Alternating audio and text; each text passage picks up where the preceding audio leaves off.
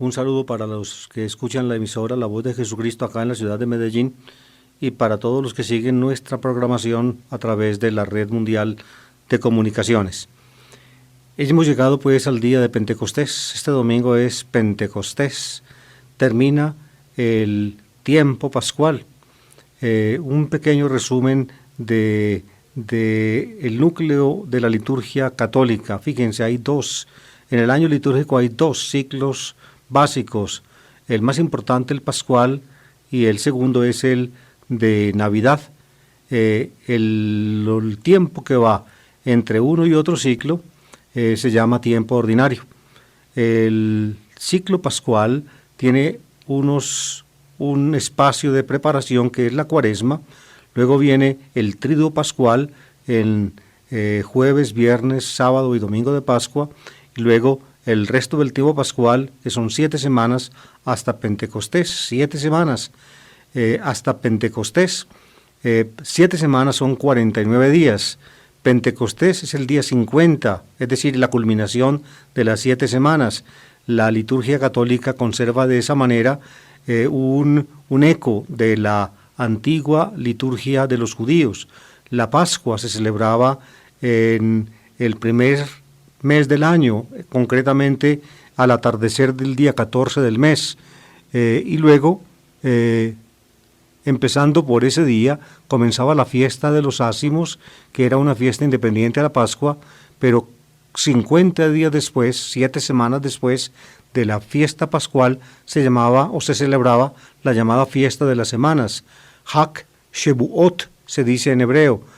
Sheva en hebreo significa 7. Shevuot son las septenas, es decir, las semanas.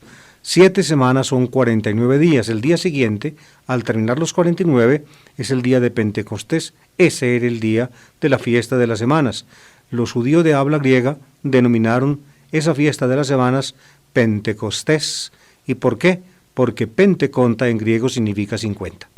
Llegamos pues al culmen del tiempo pascual y también de esa manera a la finalización del ciclo pascual dentro del año litúrgico. El próximo lunes, este lunes, ya comienza el tiempo ordinario, la segunda sección del tiempo ordinario. El tiempo ordinario tiene 2 secciones. La primera va desde después de la fiesta de la Epifanía hasta el martes anterior al miércoles de ceniza, y la segunda sección del tiempo ordinario va desde el lunes después de Pentecostés hasta el sábado anterior al primer domingo del Adviento.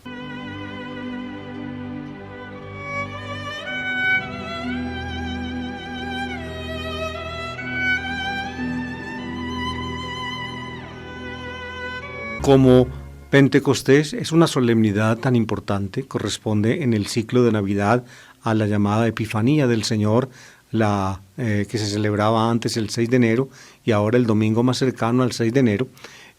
Como Pentecostés es pues una fiesta tan importante, desde antiguo la liturgia de Pentecostés tenía previsto una vigilia de Pentecostés, así como también la liturgia de Pascua tiene la vigilia pascual, es decir, la gran celebración del Sábado Santo en la noche.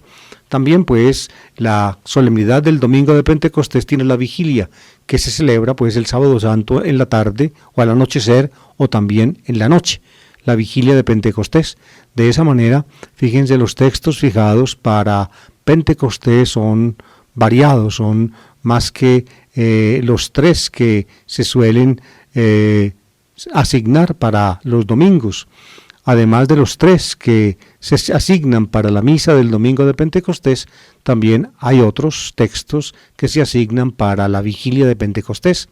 Les voy a decir o enumerar al menos, porque no tenemos tiempo de explicar cada texto pormenorizadamente, les voy a decir algo acerca de los textos de la vigilia de Pentecostés. La misa de la vigilia de Pentecostés, pues, o la gran celebración de la vigilia, se hace el sábado previo a Pentecostés, por la tarde o por la noche. Es una vigilia, digamos, construida o constituida a semejanza de la vigilia de Pascua, pero evidentemente no tan solemne ni tan prolongada. Se asignan varios textos para la primera lectura. Se pueden hacer todos los asignados o al menos uno o varios de ellos. Los textos asignados para primera lectura son los siguientes. El primero del libro del Génesis, capítulo 11, versículos 1 a 9. Luego, el segundo texto asignado es del libro del Éxodo, capítulo 19, versículos 3 a 20 aproximadamente. Y luego, tercera lectura, una del profeta Ezequiel, capítulo 37, versículos 1 a 14. Y como cuarta lectura, el profeta Joel, capítulo 2, 28 a 32. Estos son, pues, los 4 textos asignados para la primera lectura de la vigilia. Se puede hacer uno, o varios, o todos ellos. Una pequeña palabra acerca de cada uno. Fíjense, el texto del Génesis en la Torre de Babel. La aproximación a Pentecostés reside en lo siguiente. Según la Biblia, en Babel se dividió la humanidad, y se dividió porque la humanidad empezó a hablar lenguas que no le permitían a los seres humanos entenderse unos con otros. La división de las lenguas es signo de la división de los pueblos. En Pentecostés, como vamos a escuchar más adelante, en Pentecostés el Espíritu, el don de Dios, une las lenguas de los apóstoles y de todos los escuchan en una misma voz. Todos hablan lo mismo y se entienden. Es decir, el Espíritu Santo unifica las diferentes lenguas para la confesión, para la predicación y la confesión de una misma fe. La segunda lectura asignada para la vigilia de Pentecostés es del libro del Éxodo, capítulo 19. Habla de la llegada de los israelitas al monte Sinaí, comandados por Moisés, y cómo recibe Moisés de parte de Dios las tablas de la ley, y con él y a raíz de esa ley se pacta pues una alianza entre Dios el soberano y el pueblo que se compromete a seguir los mandamientos de Dios. Pues bien, los judíos celebraban en la fiesta de las semanas, 7 semanas después de la Pascua, el día 50, celebraban o conmemoraban la alianza del Sinaí. Por eso se asigna en la iglesia esta lectura del Éxodo. La tercera lectura es del profeta Ezequiel, es una lectura preciosísima. Generalmente yo suelo escoger esta tercera lectura como cuando no hago sino una en la vigilia de Pentecostés, suelo escoger esta de Ezequiel. Ezequiel 37 es la visión que tiene el profeta sobre un valle lleno de huesos secos que luego por el soplo divino, por el soplo del Espíritu, vuelven a la vida. Se les forman tendones y carne y piel, y luego se ponen de pie y viven. Así vive pues el ser humano muerto por la acción del Espíritu de Dios.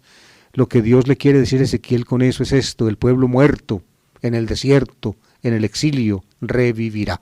El Espíritu de Dios crea la maravilla de una vida nueva, crea pues un presagio de la resurrección de los muertos. Ese es Ezequiel 37. Y finalmente, la última lectura asignada que se puede escoger es del profeta Joel. Esa lectura del profeta Joel, recibe en el texto de Pentecostés del Hechos de los Apóstoles una alusión. En los últimos días Dios derramará, dice el profeta, sobre todos sus hijos y sus hijas un espíritu que los hará vivir, que les dará nueva vida.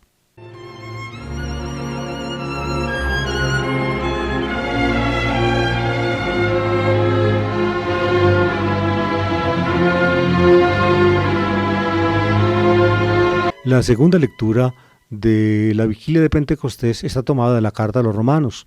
Ustedes saben que para los domingos, las solemnidades y los domingos, la segunda lectura generalmente se toma de una carta apostólica, en este caso de la carta a los romanos en el capítulo 8, que habla precisamente del Espíritu de Dios, del don del Espíritu. El don del Espíritu es el don por excelencia de Dios en Jesucristo y contrasta con el don que dio Dios a Israel, que es la ley. Para la ley, es decir, para los mandamientos de Dios inculcados a través de Moisés en el monte Sinaí, para la ley era imposible cambiar el corazón del hombre. Por eso, la ley prevista por Dios precisamente para ayudarnos a reconocer su voluntad y a cumplirla, no pudo cumplir ese cometido, porque el corazón del hombre es carne, estamos sometidos a la carne, y por eso el mandato solo de la ley, por más santo y más grande que sea, no alcanza a transformarnos. Necesita Dios darnos el Espíritu. Y ese es el nuevo don que Dios nos hace en Jesucristo. Ese es aproximadamente el mensaje de la segunda lectura de la carta a los romanos. Y luego el Evangelio de la vigilia de Pentecostés está tomado del capítulo 7 del Evangelio de San Juan, versículos 37-39, donde Jesús también entonces habla del don del Espíritu, el don del Espíritu que, como el agua viva, que brota por la acción de Dios en nuestros corazones.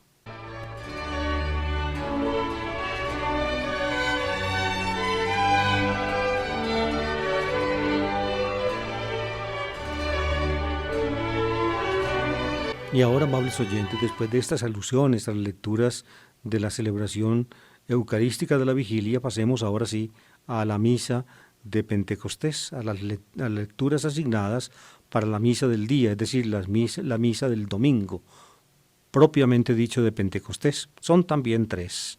La primera de los Hechos de los Apóstoles, capítulo 2, 1 a 11, donde se cuenta el episodio, digamos, de Pentecostés en el nacimiento de la Iglesia. La segunda de una carta apostólica, en este caso de la primera carta del apóstol San Pablo a los Corintios, en el capítulo 12, donde el apóstol Pablo habla de los dones del Espíritu Santo. Y la tercera del cuarto evangelio, el Evangelio de San Juan, el episodio de la aparición del resucitado a sus discípulos en la noche del primer día de la semana, es decir, del día de Pascua, cuando soplando sobre ellos les da el don del Espíritu Santo.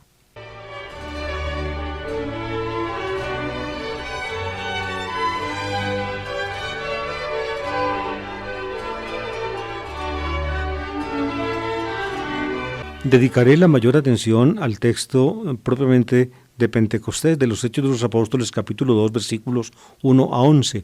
Del Evangelio de Pentecostés, en Juan capítulo 20, ya tuvimos oportunidad de tratar precisamente en el tiempo pascual, en los domingos del tiempo de Pascua, porque precisamente en el segundo domingo de Pascua leímos una parte, es decir, leímos ese texto, el mismo que ahora se repite en la fiesta de Pentecostés. Por eso ahora fijémonos ante todo en el libro de los Hechos de los Apóstoles, capítulo 2, versículos 1 a 11. Dice así: Todos los discípulos estaban juntos el día de Pentecostés. De repente un ruido del cielo, como de un viento recio, resonó en toda la casa donde se encontraban. Vieron aparecer unas lenguas como llamaradas que se repartían, posándose encima de cada uno. Se llenaron todos de Espíritu Santo y empezaron a hablar en lenguas extranjeras, cada uno en la lengua que el Espíritu les sugería. Se encontraban entonces en Jerusalén judíos devotos de todas las naciones de la tierra.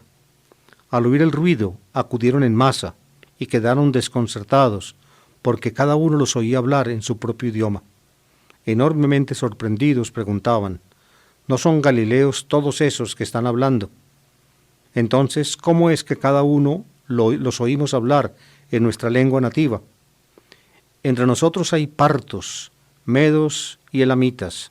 Otros vivimos en Mesopotamia, Judea, Capadocia, en el Ponto y en el Asia, en Frigia o en Panfilia, en Egipto o en la zona de Libia que limita con Cirene.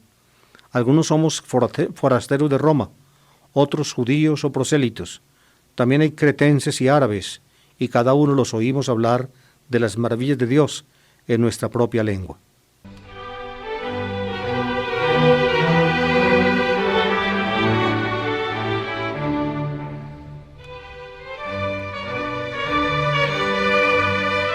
La acentuación, amables oyentes, de la importancia del día de Pentecostés es un dato lucano en el Nuevo Testamento, es decir, corresponde al autor Lucas, nombre que desde fines del siglo II se adjudica al compositor del tercer evangelio sinóptico y al libro de los Hechos de los Apóstoles, según Ireneo de León, y a partir de Ireneo, pues prácticamente la tradición total de la Iglesia habla de Lucas, discípulo de Pablo, como autor de esa doble obra o de esa obra en 2 volúmenes.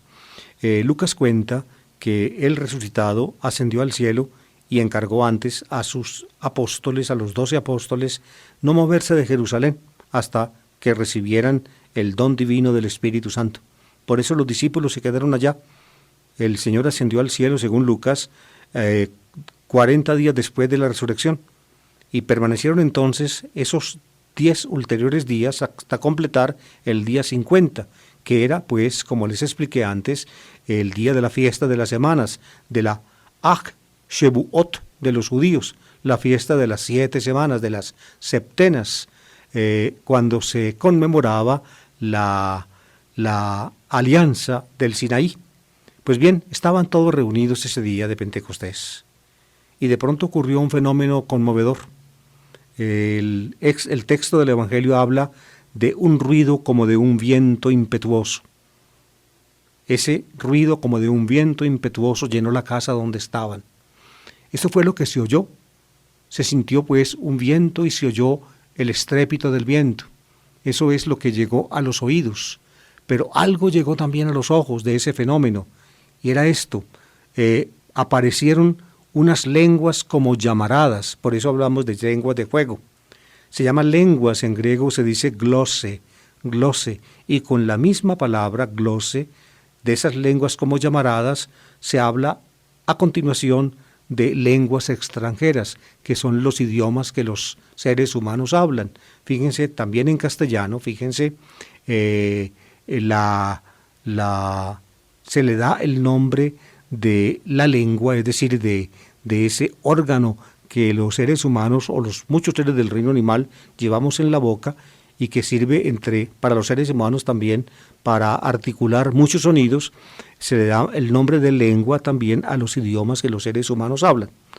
Ustedes ven pues el fenómeno de Pentecostés, un fenómeno auditivo, el viento impetuoso, recio, que resonó, que llenó la casa, y luego el fenómeno visible. En el fenómeno visible eran lenguas, unas lenguas como de fuego, pero finalmente esas lenguas como de fuego aluden también al fenómeno de las lenguas que ellos hablaban.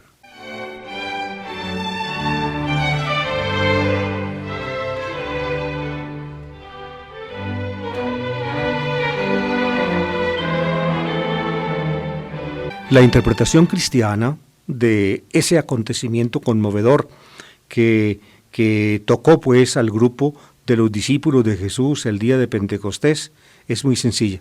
Ese día se llenaron todos de Espíritu Santo. Pneuma agion, Espíritu Santo. La palabra espíritu significa prácticamente lo mismo que viento. Pnin en griego es soplar, viento es pneuma, espíritu es el viento entonces que anima a los seres vivos, el aliento vital. En el Evangelio vamos a escuchar esa referencia. El Espíritu Santo, un viento de Dios que los animó, que los vivificó, que finalmente, y esto es lo importante de Pentecostés, que los puso a hablar a ellos todos de manera tal que los que hablaban diferentes lenguas, cada uno los escuchaba en la lengua propia nativa. Esa es la lectura cristiana del hecho de Pentecostés. Pero, amables oyentes, esta interpretación, digámoslo así, coherente de el suceso de Pentecostés parece tener un núcleo, un fundamento histórico más misterioso y en el fondo, diría yo, como más palpable, más cercano. Y es la reacción de la gente, de los judíos que estaban por allí cuando vieron a ese grupo de cristianos llenos de Espíritu Santo, es decir, llenos de entusiasmo espiritual, hablando y predicando y alabando a Dios. Dijeron, pero ¿cómo es que están borrachos a esta hora del día? ¿Cómo es que ya a esta hora del día, precisamente a media mañana, estos aparecen como sufriendo los efectos del vino? Noten ustedes de esta interpretación que se da, sale inmediatamente la apreciación externa del fenómeno. Ellos pues estaban sumidos en un frenesí espiritual, en un arrebatamiento espiritual. Y eso a los no cercanos al fenómeno les parecía ser, digamos, una actitud desordenada, una actitud que bien podría proceder también de un exceso de vino que ellos habrían podido tomar. Pero la respuesta de ellos ante esta sospecha de estar ellos llenos de vino es muy sencilla, es muy simple. No es que estén ellos borrachos y por eso estén en este frenesí espiritual maravilloso, sino que el Espíritu Santo los ha llenado. En otras palabras, el Espíritu Santo es el causante de este entusiasmo espiritual que los llena. Y de esa manera, entonces, se procede a una interpretación ulterior del fenómeno. Aparece en el texto, en las palabras de los que son testigos de esta actitud de los discípulos de Jesús.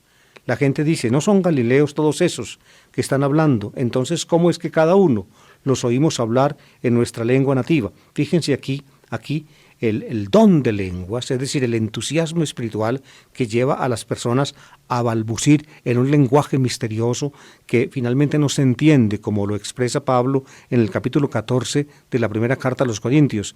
Es interpretado aquí, digamos, más allá, para indicar que finalmente estos apóstoles, estos cristianos en los orígenes, fueron capacitados por el Espíritu Santo para expresar el Evangelio en las lenguas de este mundo. En las lenguas de este mundo, es decir, los capacitó para una evangelización universal. Los judíos que estaban allí oyéndolos en Jerusalén eran judíos venidos de todas las naciones del mundo. Los judíos han sido siempre andariegos, peregrinos y errantes. Desde su pequeño lugarcito de la Palestina, se habían regado por todo el Imperio Romano, habían llegado aún hasta Persia. Por eso ellos empiezan a decir, nosotros, entre los que estamos oyéndolos hablar, predicar el Evangelio, y que hablamos diferentes lenguas porque nos criamos en diferentes partes, entre nosotros hay partos, es decir, gente de Persia, medos, es decir, gente del occidente de Persia, elamitas, gentes del sur de Mesopotamia, junto al Golfo Pérsico. Otros vivimos en Mesopotamia, es decir, en el valle de los ríos Tigris y Éufrates. Otros somos de Judea, es decir, somos de aquí. Otros de Capadocia, es decir, del sur del Asia Menor. Ponto y Asia es también el Asia Menor y la región, digamos, del oriente de Europa, en Frigia o en Panfilia, son regiones también de esos lugares, en Egipto, en el norte de África, en las zonas de Libia que limita con Cirene, es decir, en la parte, digamos, occidental del norte de África hacia el occidente. Algunos somos forasteros de Roma, es decir, somos judíos que vivimos en Roma y que estamos en Jerusalén para adorar al Señor o que vinimos a residir aquí. Otros judíos o prosélitos, es decir, todos de raza judía o paganos que se han acercado al judaísmo y han recibido la circuncisión. También hay cretenses y árabes. Cretenses son de una isla del Mediterráneo, no lejos de la costa de Palestina, y otros árabes, es decir, del sur de la de Palestina, en lo que hoy en día sería la península del Sinaí o el Arabia Saudita. Noten acá, en este amplio mosaico de pueblos, cómo el autor magistralmente, digamos, centrando una punta del compás en Jerusalén, empieza a dar la vuelta desde el oriente hacia el occidente, primero por el norte y luego por el sur. Es decir, empieza a nombrar los pueblos del oriente, partos, medos y elamitas, Mesopotamia, luego menciona Judea, es decir, Jerusalén, luego se va hacia el norte, hacia el Asia Menor, el oriente de Europa, luego baja a Egipto y luego sigue por el norte de África hasta Roma y luego regresa a la isla del Mediterráneo de Creta y baja hasta Arabia. En otras palabras, por la acción del Espíritu, el Evangelio se proclama en la lengua del mundo. El Espíritu une la predicación de los cristianos en forma tal, el Espíritu acompasa la predicación cristiana en forma tal que pueda ser captada en el mundo entero.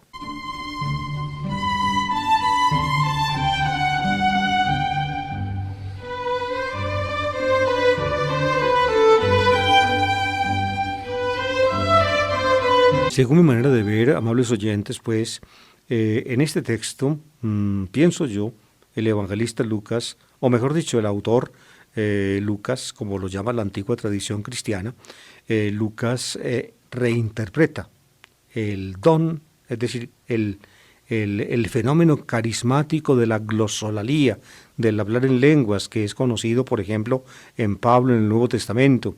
Es un fenómeno que todavía hoy se da en grupos cristianos y aún no cristianos. En fin, este fenómeno, llamémoslo carismático, de las lenguas, que consiste en caer en éxtasis, en sobrecogerse uno en forma tal a robarse por la acción del Espíritu y empezar ya por movido, hablemoslo en lenguaje de la psicología profunda, movido por el inconsciente, empezar a balbucir lo que para gente que escucha por fuera, digamos, cosas incoherentes, pero que para uno mismo que está viviendo esa profunda experiencia espiritual es una coherencia maravillosa de un arrobamiento producido en la fe ante la irrupción maravillosa de Dios. Ese don de las lenguas, pues la glosolalía, es interpretada como un hablar en lenguas extranjeras, como un hablar en lenguas extranjeras. Pienso yo que el fenómeno original de la glosolalía es interpretado, en este caso por el autor de Hechos de los Apóstoles, es interpretado para atribuir al Espíritu Santo, al don del Espíritu Santo, la capacidad que desde Pentecostés tenemos los cristianos para predicar el Evangelio en todo lugar, en toda lengua, ante toda raza, en toda nación, para hacer comprender el don de Dios por el Espíritu Santo a la humanidad entera.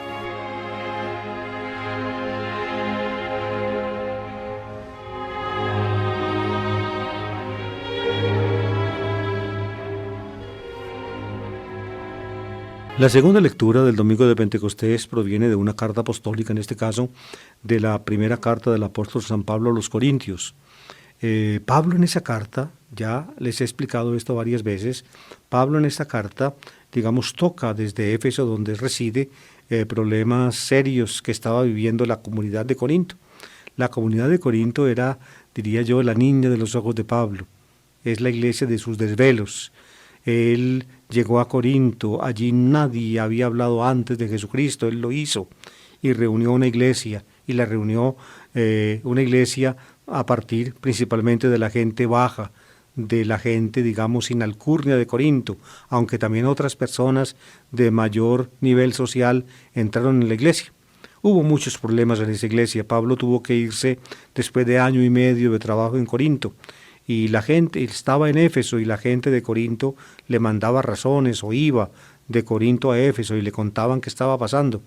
Un día, pues, en una ocasión Pablo se dispone a escribir una carta. Antes de esta primera Corintios, en el capítulo 5 se dice que Pablo ya había escrito otra carta que no se conservó, digamos, donde aconsejaba a la gente, digamos, en la conducta moral, en fin. Escribe pues esta que llamamos nosotros Primera Corintios y que presumiblemente fue la segunda carta que Pablo escribió a esa comunidad a partir de noticias pues preocupantes que tiene de Corinto y de una carta que también gente de Corinto le lleva, donde le plantea algunas preguntas. Una de las preguntas que le plantean a Pablo desde Corinto es esta acerca de los dones espirituales, peritón pneumatikon.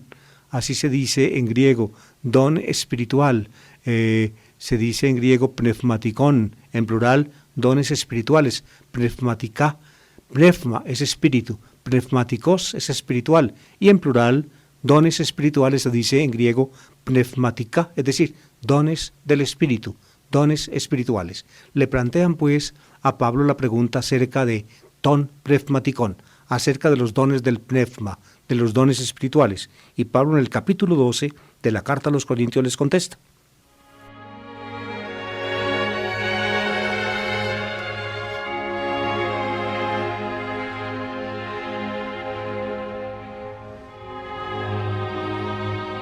El trozo que toca leer este domingo dice así: Hermanos, nadie puede decir Jesús es Señor si no es bajo la acción del Espíritu Santo. Hay diversidad de dones, pero un mismo Espíritu. Hay diversidad de servicios, pero un mismo Señor. Y hay diversidad de funciones, pero un mismo Dios que obra todo en todos. En cada uno se manifiesta el Espíritu para el bien común. Porque lo mismo que el cuerpo es uno y tiene muchos miembros, y todos los miembros del cuerpo, a pesar de ser muchos, son un solo cuerpo, así es también Cristo. Todos nosotros, judíos y griegos, esclavos y libres, hemos sido bautizados en un mismo espíritu para formar un solo cuerpo, y todos hemos bebido de un solo espíritu.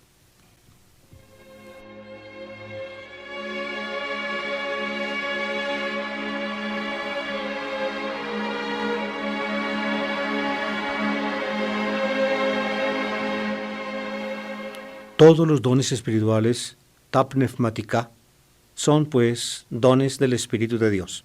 Aún la simple profesión de fe, Kyrios Jesús Christos, cuando uno dice Kyrios Jesús, es decir, Jesús es Señor, decir eso no es posible si uno no está movido por dentro, por el Espíritu Santo. La fe misma, pues, y su profesión es un don del Espíritu. Todos los cristianos tenemos ese don del Espíritu que nos lleva, pues, a afirmar Jesús es Señor. Pero además de ese don que nos lleva a profesar la fe, hay en los cristianos una gran diversidad de dones divinos. El apóstol Pablo emplea aquí varias expresiones para hablar de esos dones de Dios. La primera expresión que usa es charismata en griego. Charisma en griego significa don gratuito. Charismata es el plural de charisma. Así empieza él. Hay diversidad de dones, es decir, hay diversidad de charismata, pero un mismo espíritu. ¿Qué es charismata? ¿Qué son los charismata, los carismas? Son dones gratuitos. Charis significa en griego gracia, regalo. Cuando a uno le hacen un regalo, le hacen una charis, y uno en griego contesta al regalo que le hacen efcharisto, es decir, yo te agradezco. Es como en castellano, cuando a uno le hacen una gracia, uno contesta ahí mismo gracias. En otras palabras, uno refleja en el que le dio a uno el regalo que le dio, le da él a uno una gracia y uno se la devuelve al decirle gracias. Esos son los carismata, son los dones gratuitos que provienen del Espíritu Santo. Ahí está la primera expresión, carismata, es decir, carismas. Luego dice Pablo, hay diversidad de servicios. La palabra griega es diaconie. Diaconie son servicios. Diaconía significa en griego un servicio que se presta de persona a persona. Por ejemplo, dar una limosna. Por ejemplo, atender a un enfermo. Diaconía, o por ejemplo en la iglesia organizar una comunidad, son las diaconías. Las diaconías son llamadas así por Pablo, diaconías, y dice que aunque son muchas, provienen de un mismo Señor. ¿Y por qué las diaconías las atribuye el apóstol a un mismo Señor? Porque el Señor Jesús fue o se presentó ante nosotros prácticamente como el servidor. Él dijo, yo no vine a ser servido, sino a servir. No vine a diaconitine, a ser servido, sino a diaconice, a servir, es decir, a prestar el servicio. Y el servicio que él prestó fue precisamente dar la vida como rescate de todos. De modo que también los servicios que se prestan en la iglesia son dones espirituales, son pneumática y se llaman servicios. ¿Por qué? Porque son maneras como uno, movido por el Espíritu Santo o capacitado por él, pone todo el empeño en servir en la comunidad a los demás.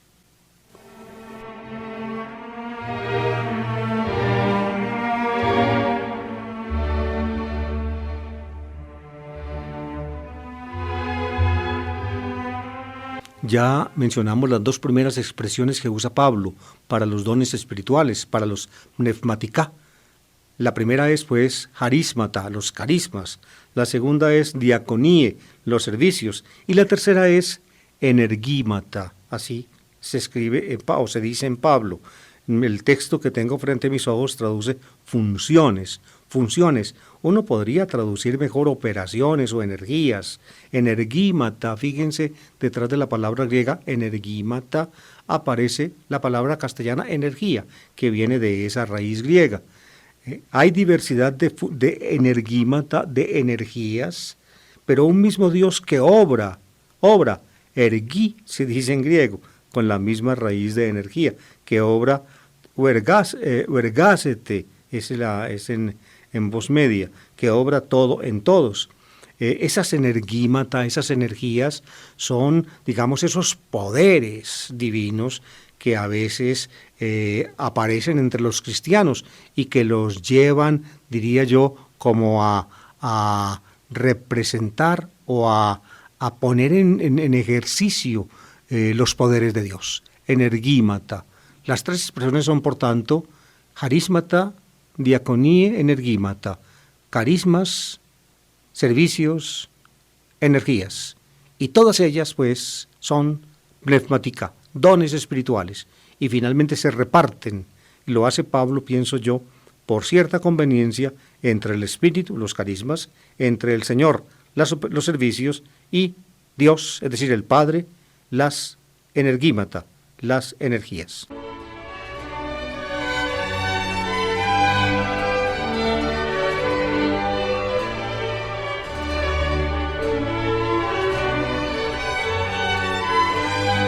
Pues bien, queridos oyentes, el interés del apóstol ante esta pregunta que le hacen los corintios acerca de los dones espirituales es ayudarles a los corintios a quitarse de encima esas emulaciones dañinas que estaban surgiendo en la comunidad.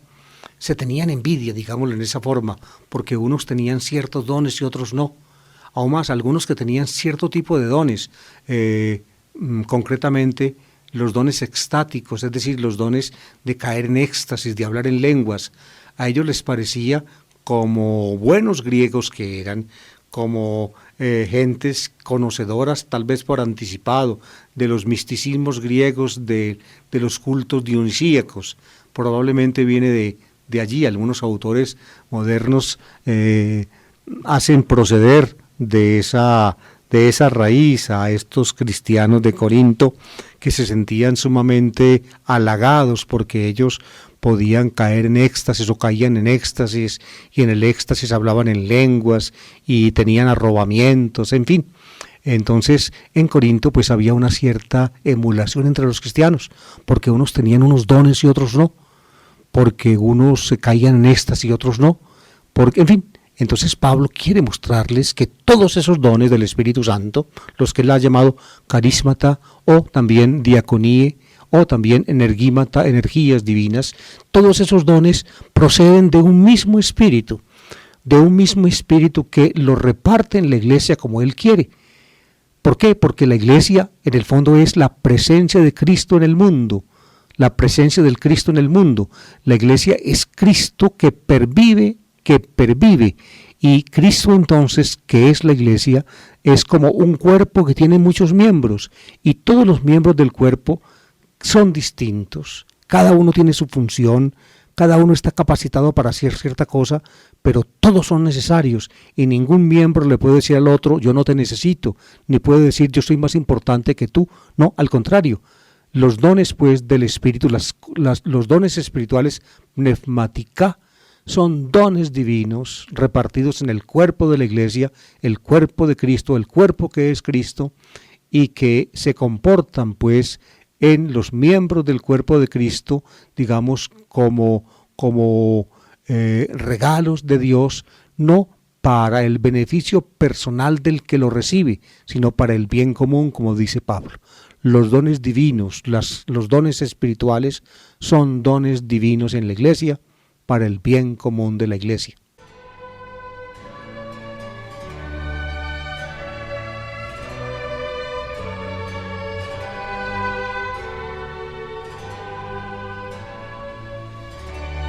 Con esta explicación, amables oyentes, yo apenas les estoy dando como un ligero esbozo del texto Yo escribí hace tiempo un comentario muy amplio de la primera carta a los Corintios, donde toda la carta pues está comentada ampliamente. El comentario se agotó. Ahora he estado publicando una segunda edición del comentario de Primera Corintios en entregas. La primera entrega apareció ya hace días, de los primeros 4 capítulos.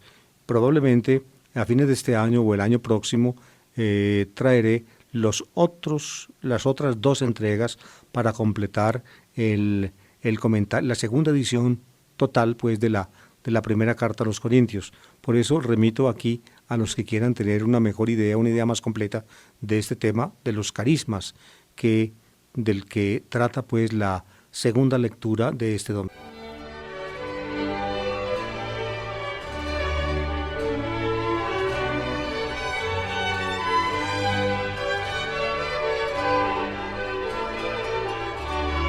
La lectura evangélica está tomada del cuarto evangelio según San Juan, en el capítulo 20, versículos 19 a 23. Es la misma lectura, queridos oyentes, que utilizamos el segundo domingo de Pascua. Es la aparición del resucitado a los apóstoles o a los discípulos, como dice el cuarto evangelio, el día de Pascua en la tarde. Una aparición que luego fue completada por otra al domingo siguiente. Eso lo leímos, como les dije, el segundo domingo de Pascua.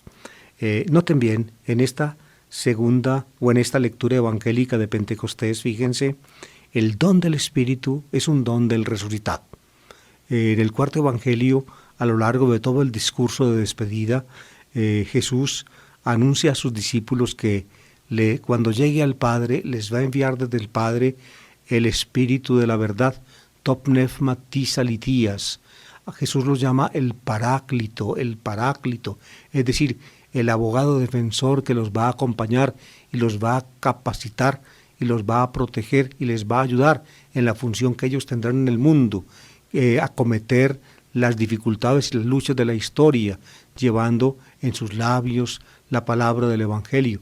El Paráclito los acompañará, Topnefma Tisalitías, y al mismo tiempo el Paráclito será como una luz interior que los guíe y que los capacite para recordar todo lo de Jesús y, digámoslo en esta forma, y para actualizar, o mejor dicho, para darle contornos siempre más claros y más precisos a la realidad del misterio de Dios en Jesús de Nazaret. Esa es la función del Paráclito en el cuarto evangelio. Es evidente que ese poder, Topnefma Tisalitías, el Espíritu de Dios, es un poder divino. En el Nuevo Testamento, la palabra pneuma y la palabra dinamis son puestas a menudo en paralelo. Pneuma y dinamis son 2 conceptos equivalentes. Es un poder divino, es una fuerza divina que penetra interiormente como un viento llena un recinto. Eso lo oíamos en la primera lectura, que los llenará interiormente y les dará algo así como, los hará, digamos, vivir de la vida misma de Dios. En este caso, como vamos a escuchar, de la vida misma del resucitado. En otras palabras, el Espíritu Santo es Dios viviente en nosotros, como don de Cristo resucitado.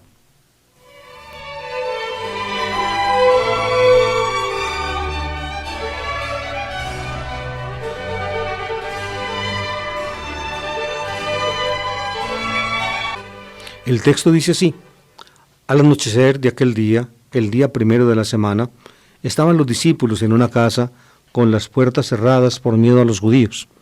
En esto entró Jesús, se puso en medio y les dijo: pasa vosotros. Y diciendo esto, les mostró las manos y el costado.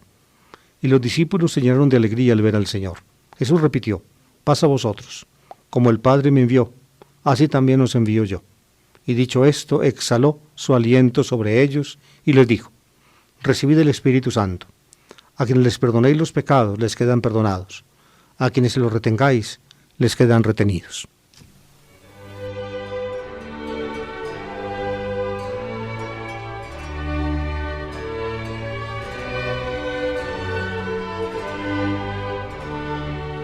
Lo que pues para el libro de los Hechos ocurre en Pentecostés, el día 50 después de la Pascua, cuando reciben el don del Espíritu Santo los apóstoles reunidos en una casa. Aquí, en el Evangelio de San Juan, el don del Espíritu Santo es el don del día de Pascua. Ese mismo día, el primero de la semana, por la tarde, estaban reunidos los discípulos en una casa por miedo a los judíos.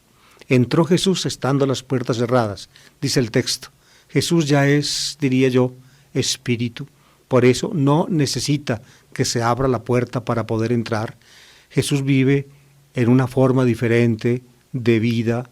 Jesús es en una forma diferente a como existimos los seres terrenales.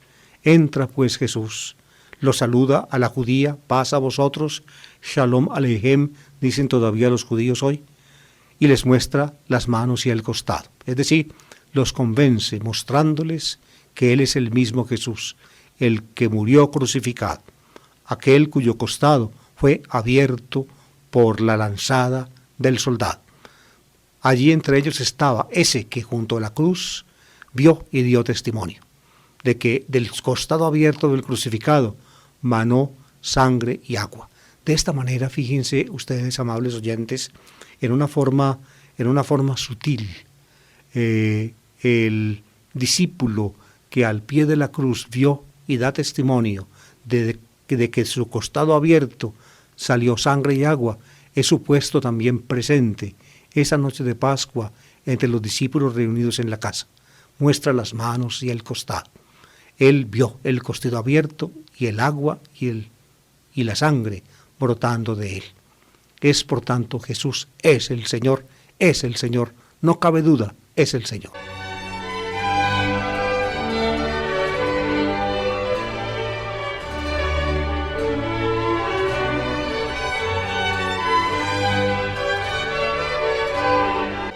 Y luego de esta primera explicación, de este primer argumento, digámoslo comprobatorio, que según Bultmann tienen varias de las narraciones de apariciones del resucitado, viene el otro elemento, el de la misión, encomienda una misión. Jesús, pues, después de saludarlo y de identificarse ante ellos y de ser reconocido, entonces les dice, como el Padre me envió, así también os envío yo. Los va a enviar. Ellos serán sus enviados. Él fue Jesús enviado por el Padre.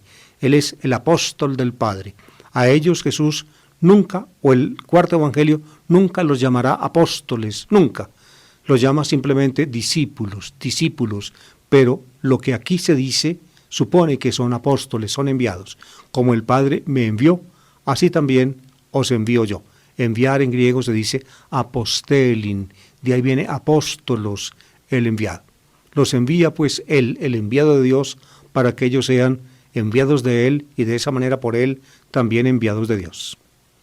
¿Y qué les hace o qué les da para que ellos puedan cumplir esa misión que les encomienda?